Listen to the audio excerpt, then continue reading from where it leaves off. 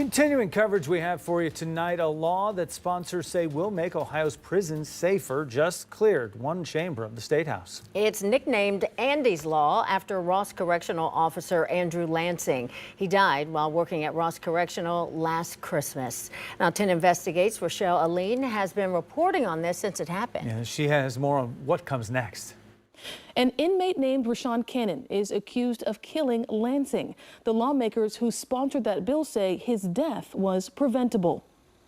It passed the House 77-3 on Wednesday. The bill would require canines or drug-sniffing dogs in ORDC facilities. It would also change the requirements to become the ORDC director. And the state would be required to hire a consultant to address prison staffing shortages. But some of the biggest changes would be to the penalties for someone who harms or tries to harm prison staff members. It includes a mandatory minimum of life without parole and at least 10 years in a high-security prison for someone who kills a staff member.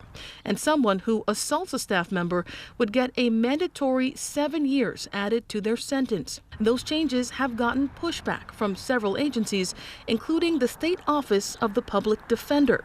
We asked one of the bill's sponsors about that. If you don't have consequences, we're going to continue to see what we're getting now. We're going to continue to see drugs in our prisons, assaults in our prisons. So, once the inmates are educated that we're going to no longer tolerate this, you're going to get exact consecutive years, longer prison terms. Things will change. Things will change. We're now waiting to see what the state Senate will decide.